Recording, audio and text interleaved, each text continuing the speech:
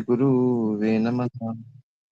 श्रीचैतन्यमनोभीष्टं स्थापितं येन भूतले स्वयं रूपा कदामयं ददाति स्वपदान्तिकम्।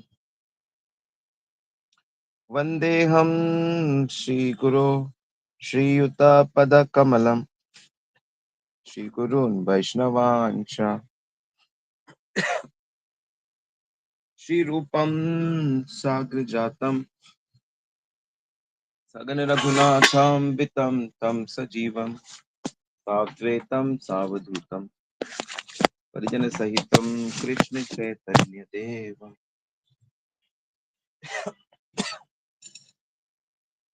श्रीराधा कृष्णपदान् सगनललिता श्रीविशाखान्वितं च जय श्री कृष्ण चैतन्य प्रभु नित्यानंद श्री अद्वैत गदाधर शिवासादि गौर भक्त वृंद। हरे कृष्णा कृष्णा कृष्णा हरे हरे हरे राम राम राम हरे हरे।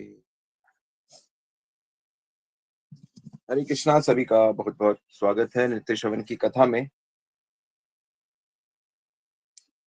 और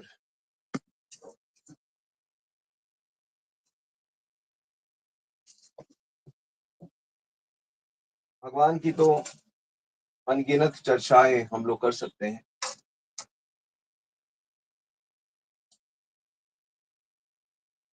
क्योंकि भगवान के विषय में अनगिनत चीजें कही जा सकती।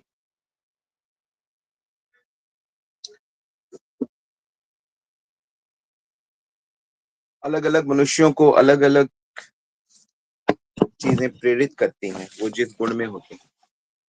किसी को भगवान शिव अधिक आकर्षक लगते हैं, किसी को माता रानी अधिक प्रेरित करती है, किसी को भगवान विष्णु, किसी को ब्रह्मा, किसी को राम, किसी को कृष्ण, किसी को कोई रूप अच्छा ही नहीं लगता, कोई निराकार से ज्यादा आकर्षित होता है।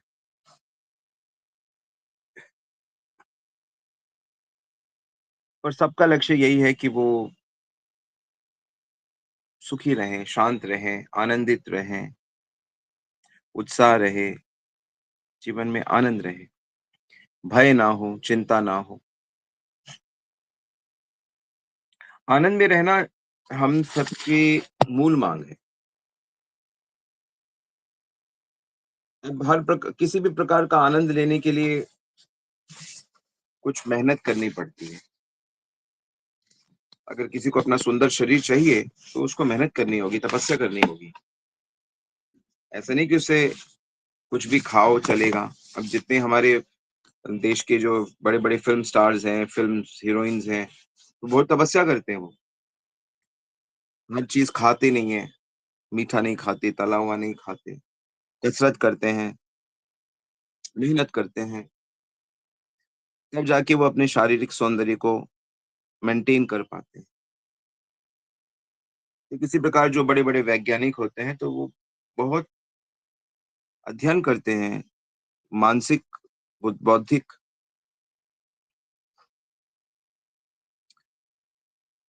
तो बिना मेहनत की चीजें प्राप्त नहीं होती कभी भी। और भगवान को प्राप्त करना है तो सांसारिक मेहनत से बात नहीं बनेगी। भगवान को प्राप्त करने के लिए भक्ति करनी होती है। और भक्ति करने में कोई इतनी मेहनत नहीं है। इसको करने के लिए एक विशेष प्रकार के ज्ञान और बुद्धि की आवश्यकता होती है। इसको करने के लिए एक विशेष प्रकार के अ, माहौल की आवश्यकता पड़ती है। जैसे अगर अध्ययन करने का माहौल हो तो जैसे यहाँ पे हमारे दिल्ली में एक जगह है, अ, ये कॉलेजेस के नॉर्थ नॉर्थ कैंपस के पास मुखर्जी नगर। तो मुखर्जी नगर में बहुत सारे आईएएस इंस्टीट्यूट्स हैं। तो वहाँ का पूरा जो माहौल है वो आईएएस ऑफिसर की प्रिपरेशन तैयारी पे है। तो इसलिए ज्यादातर आईएएस अफसर वहां से निकलते हैं। ऐसे ही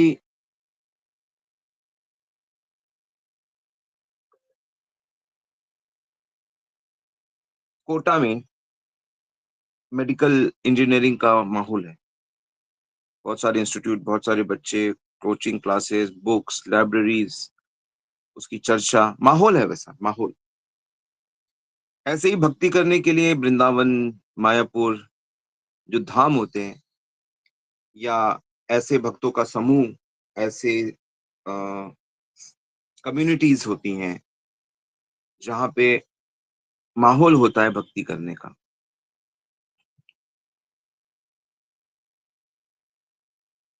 तो यदि हम भक्ति के माहौल में रहेंगे, तो हमें भक्ति प्राप्त होगी।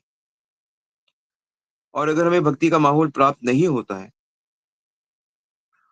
तो जितना हम प्राप्त कर सकते हैं, जैसे ऑनलाइन आप लोग कनेक्ट होते हो, तो ये आप लोग लाभ उठा रहे हो, श्रवण का लाभ उठा रहे हो, ज्ञान प्राप्त कर रहे हो। तो कुल मिला के अगर कुछ लोग इस तरह का माहौल बनाएँ, तो इसे प्राप्त किया जा सकता है। जैसे खेलने का आनंद लेना है, तो 4-6 दोस्त हों और वो रोज़ शाम को या सुबह खेलें, तो उनको बड़ा आनंद आएगा। फिर उनके साथ और बच्चे जुड़ जाते हैं, तो वो और आनंद आता है।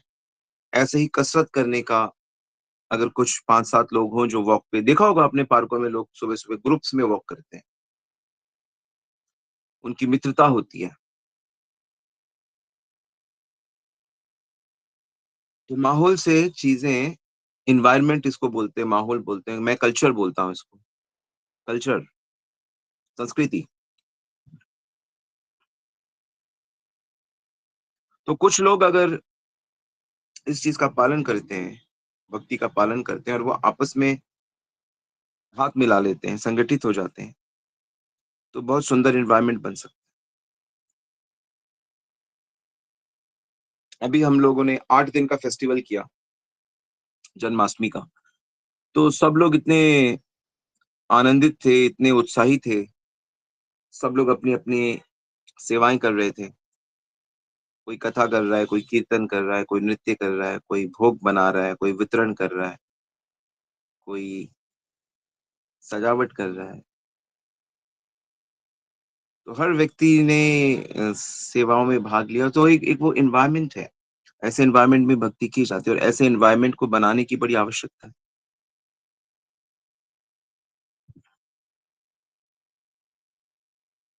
क्योंकि अगर हम माया के एनवायरनमेंट में रहते हैं, माया के एनवायरनमेंट माया के एनवायरनमेंट में। माया का एनवायरनमेंट कहता है कि हमें अपना करियर बनाना है। माया का एनवायरनमेंट कहता है हमें धन इकट्ठा करना है। माया का एनवायरनमेंट कहता है कि आगे हमें हमारा बहुत अच्छा हो जाएगा, बहुत ऐश्वर्य हमें प्राप्त होगा। अभी नहीं है तो आगे हो जाएगा। माया के एनवायरनमेंट में हम लोग दोष ढूँढते हैं। माया के एनवायरनमेंट में हम लोग झगड़ा करते हैं। माया के एनवायरनमेंट में हम लोग अनकोऑपरेटिव हो जाते हैं। हम लोग डिमांडिंग हो जाते हैं, सेल्फिश हो जाते हैं। माया के एनवायरनमेंट में हम लोग त्यागी नहीं बनते। ये माया का ऐसा माहौल होता है। तो हम लोग माया के माहौल में रहते हैं, प्रकृति के माहौल में रहते हैं, वो सात्विक हो सकता है, राजसिक हो सकता है, तामसिक होता है, मिश्रित हो सकता है। तो इसलिए हम लोग माया के क्षेत्र में प्रगति करते हैं। अब माया का क्षेत्र क्या होता है आप बताइए तो ज़रा? माया का क्षेत्र का क्या मतलब है? माया के क्षेत्र का क्या अर्थ है? आप लोग ज़रा मैसेज में बताइए तो? कि हम माया के क्षेत्र में प्रगति कर रहे हैं, इसका क्या मतलब है?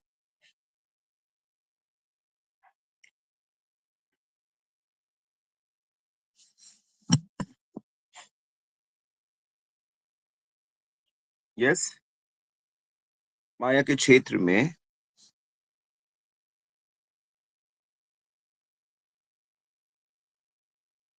माया के क्षेत्र में प्रगति करें इसका मतलब क्या है? शारीरिक स्तर पे जीना,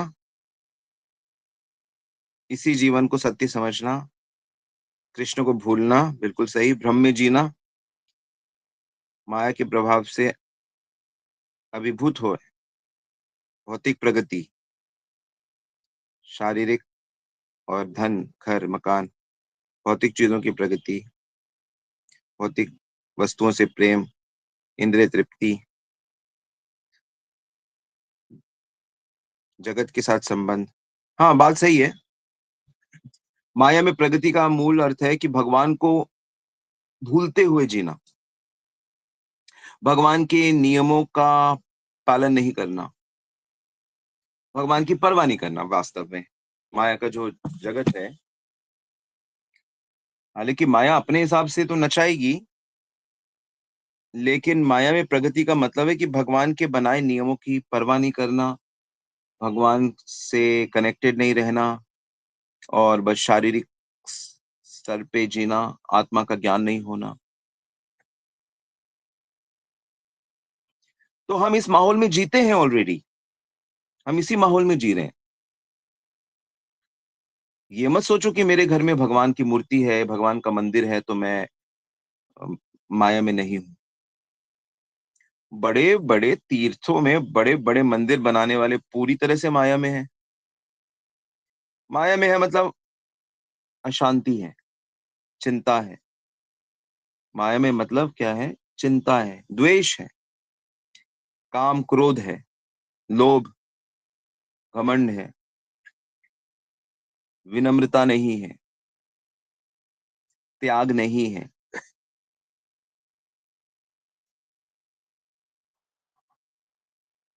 ईश्वर ज्ञान बाहर से है।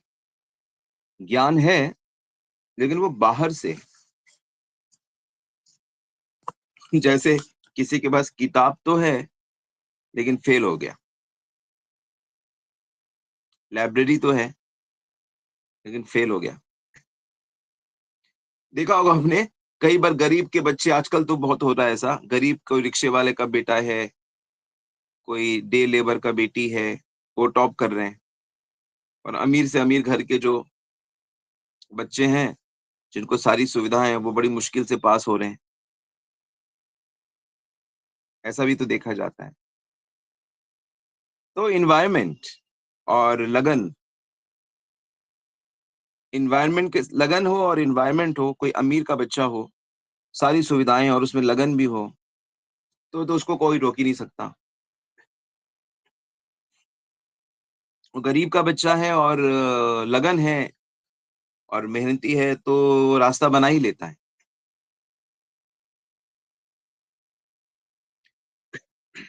तो हमें मेनली ये देखना है कि मैं अपने श्री कृष्ण के लिए रास्ता कैसे बनाऊँ? मैं भक्ति का रास्ता मेरे लिए बना रहे, माहौल बना रहे। तो हमारा मूल लक्ष्य ये है और हमारी भौतिकता का क्या होगा? हमारी भौतिक ज़िंदगी का क्या होगा? हमारे परिवार, हमारी शादी, हमारे बच्चे, हमारा घर, मकान, हमारा समाज में स्टेटस, हमारी सिक्योरिटी उसका क्या होगा? तो उसके लिए मैं आपसे ये कहूँगा कि देखो 2 चीज़ें 2 में से 1 चुन लो। या तो उस सब की व्यवस्था आप खुद करो। किसकी व्यवस्था? क्या आपका किससे विवाह होगा?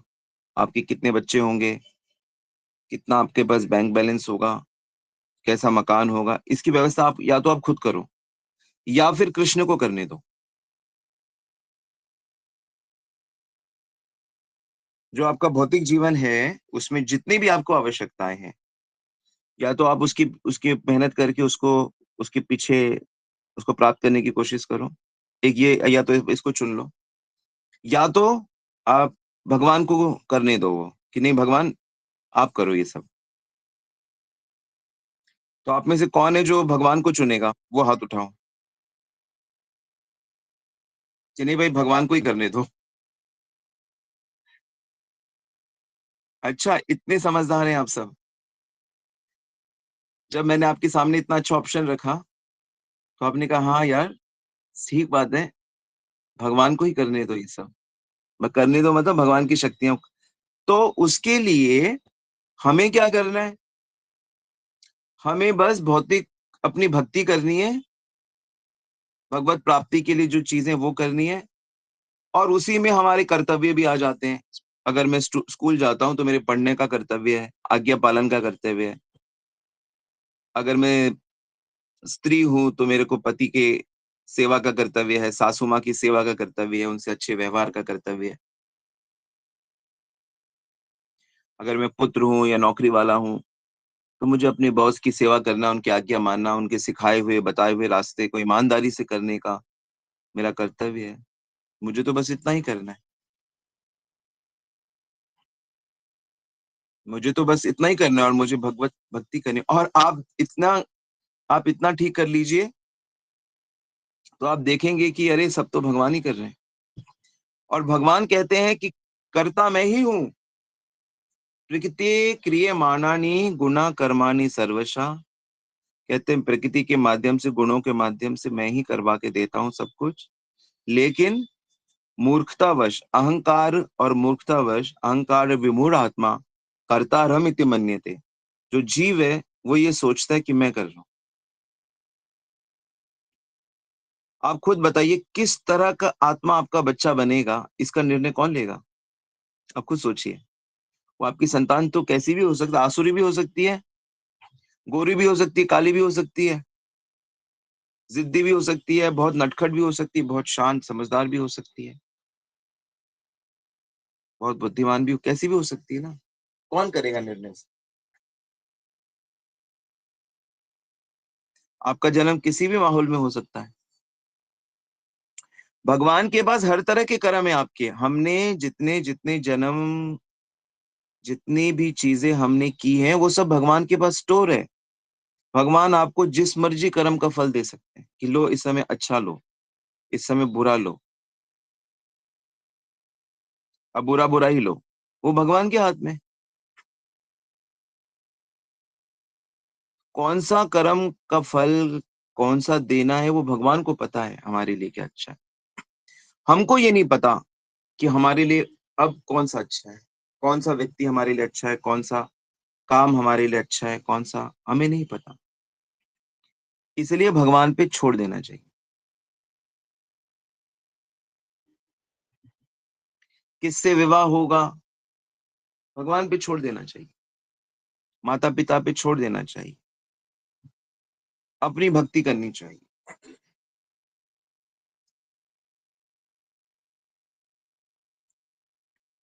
तभी आप कर्म योगी माने जाओगे। कर्म योगी कौन होता है? जिसका मतलब सिर्फ अपने कर्तव्य कर्म से होता है, फल से नहीं होता। कर्मण्येवाधिकारस्ते माँ फलेषु कदाचन, माँ कर्म फल हेतुर्भुः माते तत्व अकर्मणि, माते संगस्त अकर्मणि। कि तुम सिर्फ अपने कर्तव्य कर्मों को, ड्यूटीज को करते रहो। उसका जो फल होना है तुम उसकी चिंता मत करो।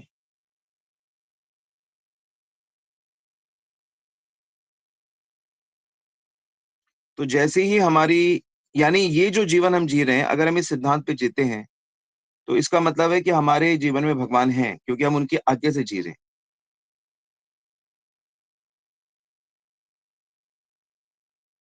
हम उनकी आज्ञा से जी रहे हैं।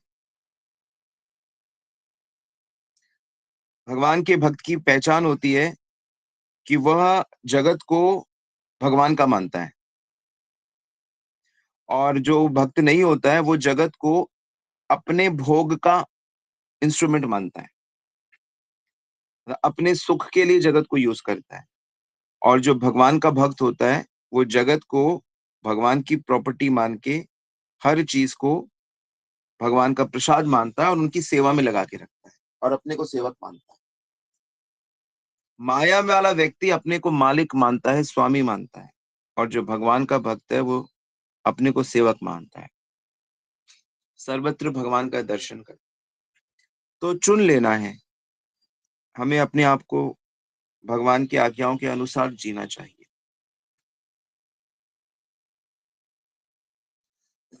तो माहौल की मैं बात कर रहा था कि हमें ऐसे एनवायरनमेंट में रहना है जहाँ पे भक्ति अनुकूल हो। तो भक्ति का एनवायरनमेंट कैसा होता है? क्या होता है भक्ति का एनवायरनमेंट? भक्ति का एनवायरनमेंट ऐसा होता है कि आप ऐसे स्थान पे रहते हो या ऐसे लोगों से आप दिन भर में बात करते हो या मिलते हो, जो भगवान की भक्ति करते हैं, अधिक से अधिक। आप बहुत लोगों से मिलते हो, लेकिन उसमें अधिकांश आप जिन लोगों से मिलते हो, जो आपका फ्रेंड सर्कल है, जो आपके रिलेटिव्स हैं, जो आपके अड़ोसी-पड़ोसी हैं, तो इसमें ज़्यादा से ज़्यादा डिवोटीज़ होने चाहिए। नहीं है, तो चुनो, प्रचार करो, प्रार्थना करो, दोस्त बदलो, भक्तिमय दोस्ती करो। तो भक्ति के लिए यंग लोग भी भक्ति कर रहे हैं, बूढ़े लोग भी भक्ति कर रहे हैं, गृहिणियाँ भी भक्ति कर रही हैं, वर्किंग माताजीज़, प्रभुजीज़, बच्चे भी भक्ति कर रहे हैं, सब कर रहे हैं। तो हमको ऐसा फ्रेंडशिप रखना चाहिए। भक्ति में माहौल होता है जब हमारे जीवन में गुरु होते हैं। हम गुरु का आश्रय लेते हैं, तो हम भक्ति में माहौल में आ जाते हैं। गुरु का हमारे जीवन में, आध्यात्मिक जीवन में सबसे बड़ा रोल होता है, क्योंकि हम उनकी छत्र छाया में ही भक्ति करते हैं।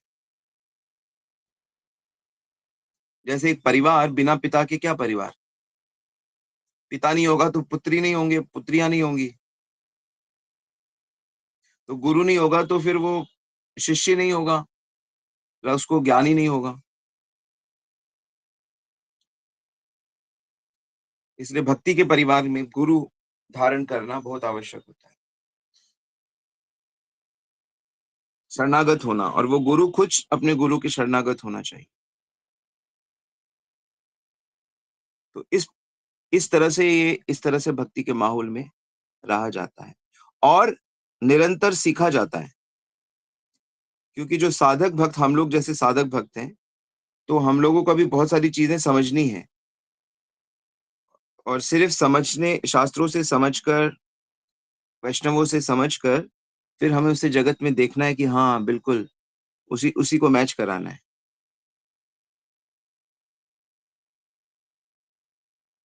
गीता के सिद्धांतों को जगत में प्रैक्टिस करनी है, और जीवन इतना अच्छा हो जाता है, इतना सुकून, इतनी शांति, इतना एक उमंग सी, तरंग सी महसूस होती है। अब मुझे तो होती है, तो मैं इसलिए बोल रहा हूँ ये बात, पहले तो नहीं होती थी, उतने अच्छे से नहीं होती थी। और जब से इन सिद्धांतों को हमने प्रैक्टिकल करना शुरू कर दिया है, तब से बड़ा आनंद आता है।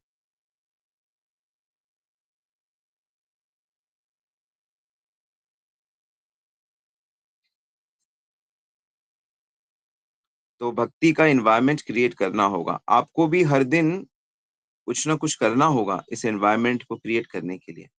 फॉर एग्ज़ाम्पल, जैसे आपका घर से शुरू कर सकते हैं आप। जैसे आपका घर है, तो आप अपने घर के कमरे को एक, या जो ड्राइंग रूम को, आप उसको एक टेम्पल का लुक दे सकते हो। अगर आपकी घर पे चलती है, तो आप अपने ड्राइंग रूम में सुंदर सा मंदिर बना सकते हो। उसको एक साफ-सफाई रख सकते हो। वहाँ पे भगवान से संबंधित पिक्चर्स लगा सकते हो, तुलसी रख सकते हो। उसको एक लुक दे सकते हो टेम्पल की, या कोई रूम हो आपका। अगर अगर आपके परिवार वाले उस तरह आपको परमिशन नहीं देते हैं, तो आपका जितना, जहाँ तक आपकी चल रही है, आप अपने एक किसी कमरे को टेम्पल डेडिकेट कर सकते हो। एक एनवायरनमेंट बनाने वाली बात है।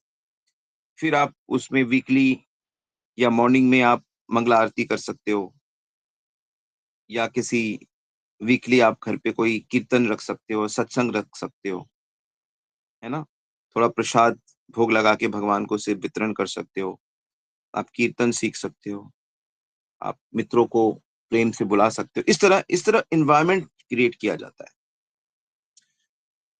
सो जब एनवायरनमेंट क्रिएट होता है, तो उस एनवायरनमेंट में जो-जो व्यक्ति आएगा, वो उसको भक्ति, अगर उसमें भक्ति के अ, बीज होंगे, तो वो फट से उसमें भक्ति भाव जागृत हो जाएगा। और अगर नहीं है, तो उसको पहले उसके अंदर बीज आएँगे, और उसके बाद उसका भक्ति भाव जागृत, ऐसे होता है। भक्त लोग कई बार सोचते हैं कि नहीं, जो भी आ रहा है वो भक्त होना चाहिए। नहीं, नहीं, उसको उसके वैसे संस्कार नहीं है, बीज नहीं है, तो कैसे करेगा भक्ति वो? तो उसको थोड़ा समय दो कि उसमें बीज लगे, और जिनके बीज लगे हुए हैं, उनके अंकुरित हो जाएँगे और जिनके थोड़े अंकुरित हो रखे हैं, वो बड़ी तेज़ी से बढ़ेंगे उस वातावरण में। तो भक्ति का वातावरण बहुत आवश्यक है बनाना। जब आप वृंदावन जाते हो तो आपको बहुत अच्छा लगता है। क्यों लगता है? क्योंकि भक्ति का कहीं भी आप देखते हो, आपको मंदिर दिखता है, कहीं भी आप देखते हो आपको भक्त दिखता है, कहीं भी आप देखते हो आपको राधे-राधे सुनाई देता है, कहीं भी आप जाते हो देखते हो कि कथा चल रही है, कहीं भी देखते हो आप प्रसाद बँट रहा है, कहीं भी देखते हो कीर्तन हो रहा है। तो भगवत संबंधी चीज़ें दुकानों में जाते हो, तो कहीं तुलसी बिक रही है, कहीं धोती बिक रही है, कहीं ठाकुर जी की पोशाक बिक रही है। तो सारी चीज़ें भक्तिमय होती हैं, तो वो माहौल होता है भक्ति का। तो धामों में ऐसा होता है, इसलिए धामों में अच्छा लगता है भक्तों को। और जहाँ पे भौतिक माहौल होता है, वहाँ पे भोगियों को अच्छा लगता है।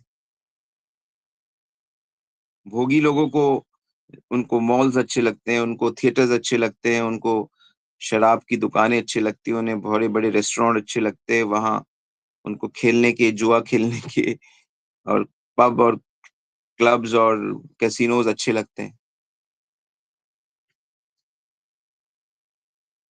तो हम जैसे चेतना हमारी होती है, उसके अनुसार ही हमको वैसा वातावरण आकर्षित करता है। तो हमें भक्ति का माहौल बनाने की कोशिश करनी चाहिए या फिर अगर आप नहीं बना सकते हो, तो जहाँ पे भक्ति का माहौल बना है या बन रहा है, उससे कनेक्ट हो सकते हो। उससे कनेक्ट होके आप अपनी भक्ति को और अच्छे से कर सकते हो। ओके? सो ये कुछ महत्वपूर्ण बातें हैं एनवायरनमेंट को लेके। तो आप देखिए आप इसमें कैसे जुड़ सकते हो, सहयोग दे सकते हो, इसके पार्ट बन सकते हो। और सबसे इम्पोर्टेंट कि आपको भक्ति हमेशा आश्रय में करनी है, एक सिंसियर टीचर के आज्ञा में करनी है, तो आप सस्टेन कर जाओगे, अन्यथा गड़बड़ हो सकती है।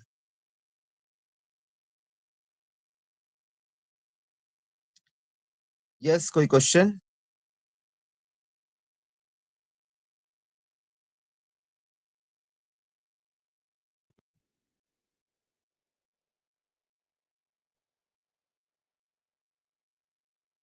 ओके, यहाँ पे एक प्रश्न आया है, वैष्णवी समृद्धि का।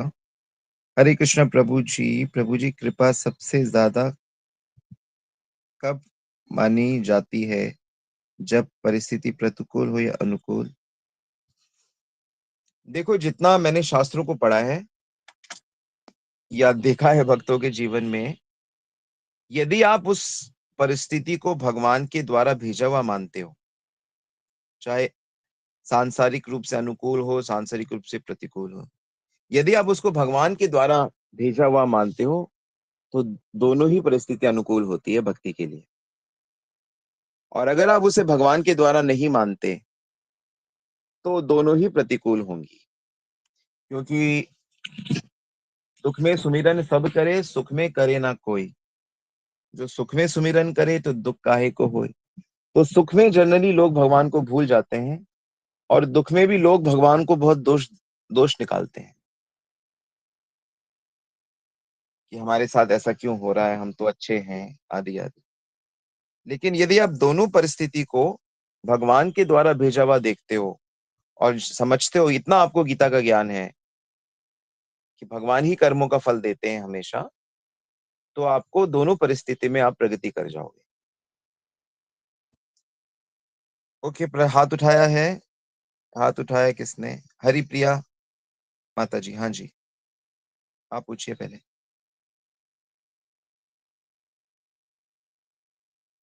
Yes,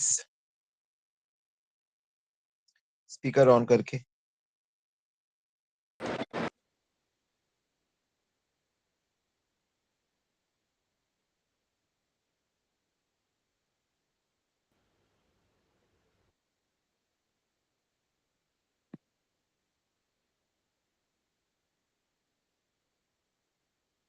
yes.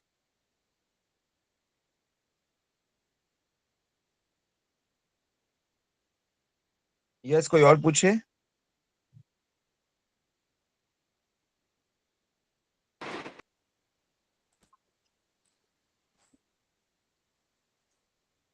प्रभु जी मुझे पूछना था। यस। मैं ये पूछ रही थी कि जैसे मेरी इच्छा है कि मेरी गवर्नमेंट जॉब लग जाए, तो क्या ये मेरी इच्छा गलत है या सही है? मतलब ये इच्छा इच्छा तो होती है ना कि जॉब लगे, करियर में ग्रो करें। क्यों चाहती हो आप ऐसा जॉब लगे?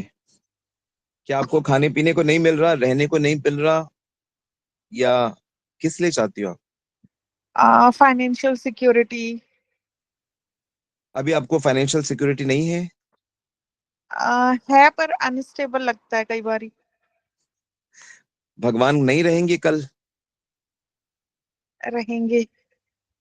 तो आपको फाइनेंशियल सिक्योरिटी स्टेबिलिटी के लिए जॉब नहीं करनी चाहिए, क्योंकि आपको कल का पता नहीं ना क्या होने वाला है। जी। कल का पता नहीं, परसों का पता नहीं आपको। पर जी। इसका ये मतलब नहीं है कि अगर हमें पता नहीं है तो हम कुछ करें नहीं। हमें अपनी ड्यूटीज करनी चाहिए। आपको किसी का ऑर्डर है कि आपको ये जॉब हासिल करनी है?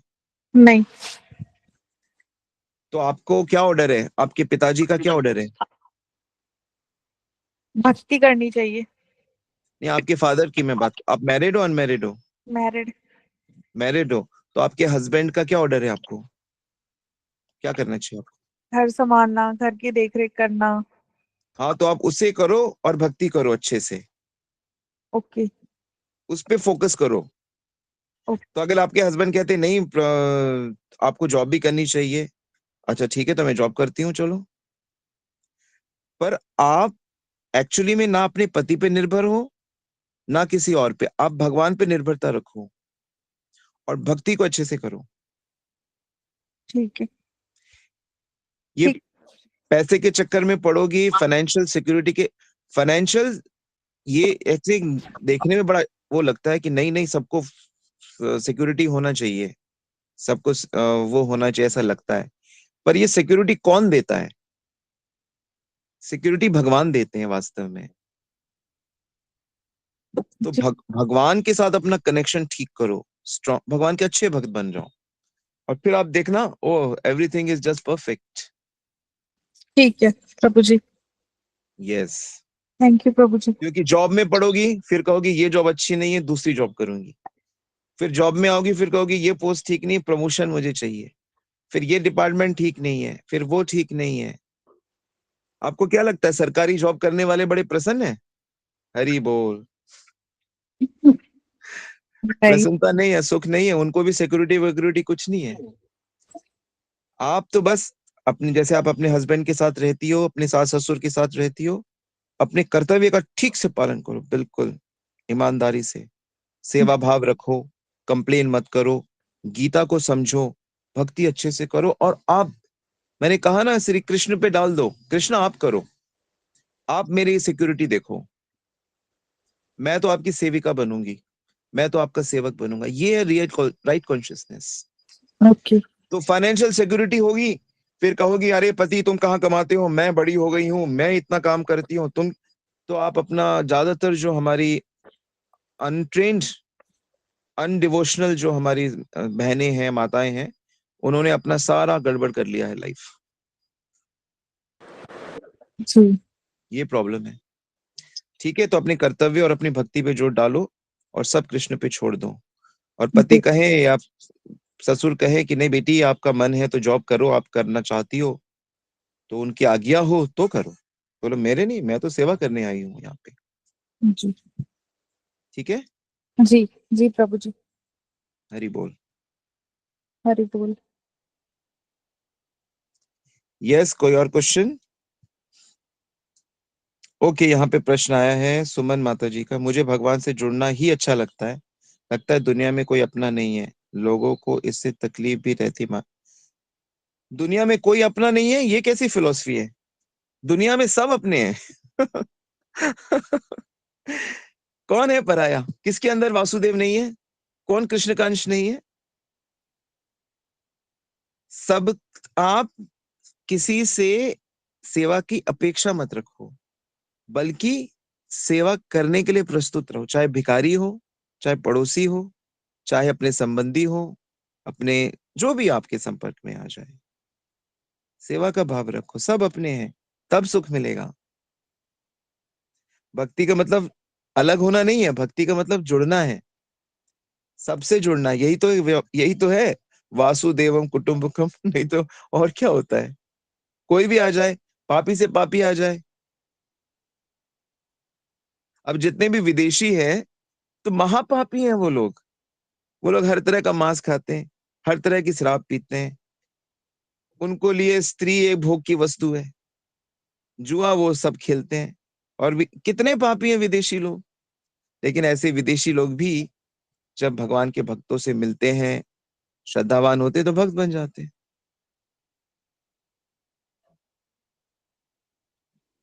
तो ऐसा नहीं सोचना है कि लोग अपने नहीं है। उनके अंदर भगवान को देखो, तो रास्ता ठीक रहेगा। ठीक है? ठीक है सुमन जी।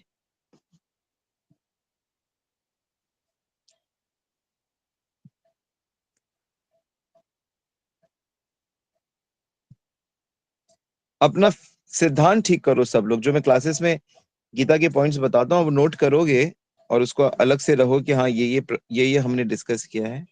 तो फिर आपकी जो थिंकिंग, इंटेलिजेंस, बुद्धि सही डायरेक्शन में जाएगी। नहीं तो पग पग पर माया है, कंफ्यूज कर देगी आपको।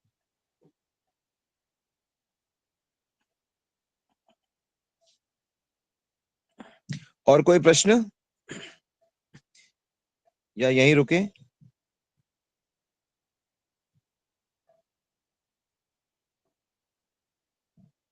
हरे कृष्णा स्वामी जी, दंडवत प्रणाम। जी माता जी। स्वामी जी, जो अभी माता जी ने, कीर्ति माता जी ने शायद क्वेश्चन किया था कि जैसे हम लोग को भी, हमको बोलते हैं कि लड़की को अकेले सब कुछ करना सिखाओ, अकेले भेजो, हर जगह वो करो, और जॉब नहीं करेगी तो कोई इसकी वैल्यू नहीं करेगा। और ये सब तो सुनते तो है, लेकिन कभी कभी लगता है कि नहीं, पढ़ाई अच्छी होनी चाहिए, जॉब करना जरूरी नहीं है। तो थोड़ा कभी कभी कंफ्यूज हो जाते हैं कि क्या सही में पीछे रह जाएगी। और मेरा फोकस रहता है कि जो चीज हमें इतनी मुश्किल से मिली है, बाद में समझ में आई, ये जल्दी से जल्दी जान जाए। तो थोड़ा सा कभी कभी भ्रम लगता है कि लोग कहते हैं ये बुद्धू हो रही है, कुछ नहीं कर पाएगी, और नहीं, बाहर। देखिए, जो जी। डिसीजन है वो हमेशा जमाने के हिसाब से किया जाता है। पर जमाना कोई भी हो, हमें भगवान का भक्त, सबसे पहले भक्त बनना है। ठीक है? दूसरा, आज का जमाना ये डिमांड करता है, जैसे जमाना टेक्निकल होता जा रहा है, जमाना टेक्निकल हो रहा है ना, हर चीज ऑनलाइन हो रही है, हर चीज कंप्यूटराइज्ड हो रही है। तो आपको भाषा तो सीखनी पड़ेगी, आपको एजुकेशन तो लेनी पड़ेगी।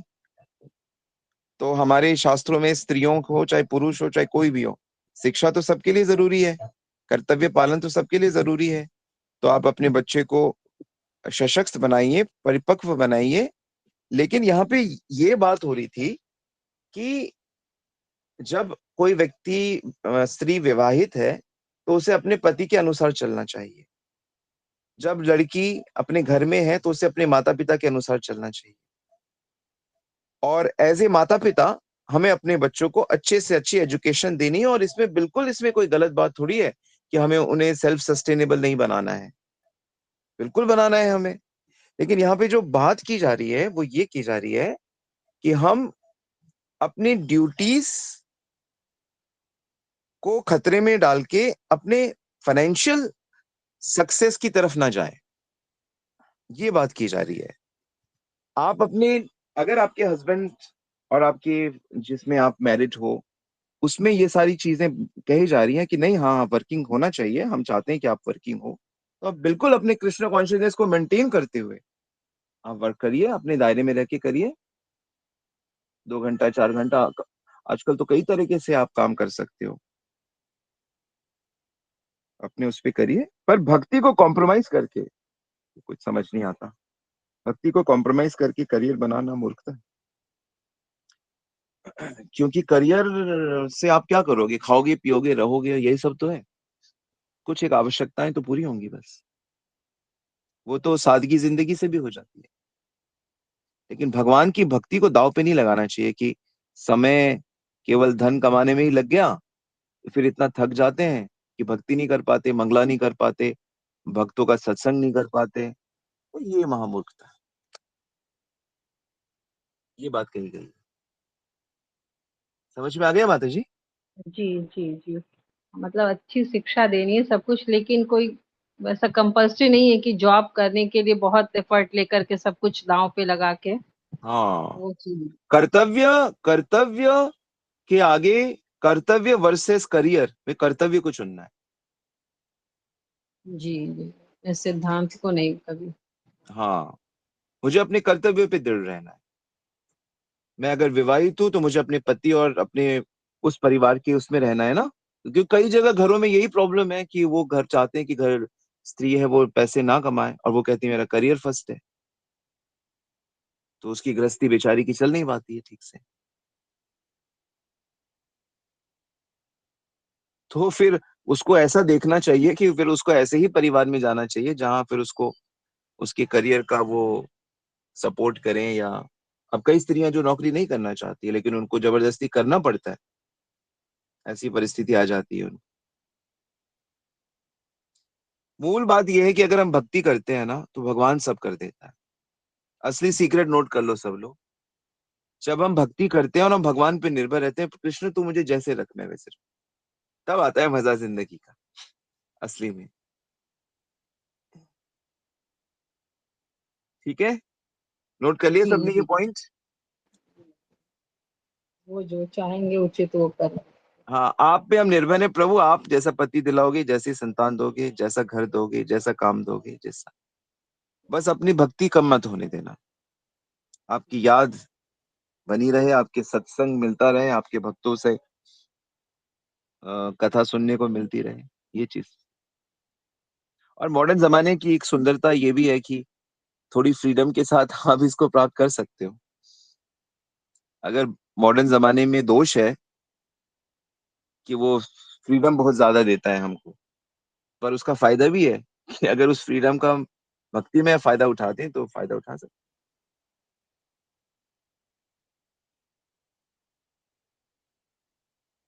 ठीक है। जी जी जी। हरे कृष्णा, धन्यवाद। हरि बोल। All right.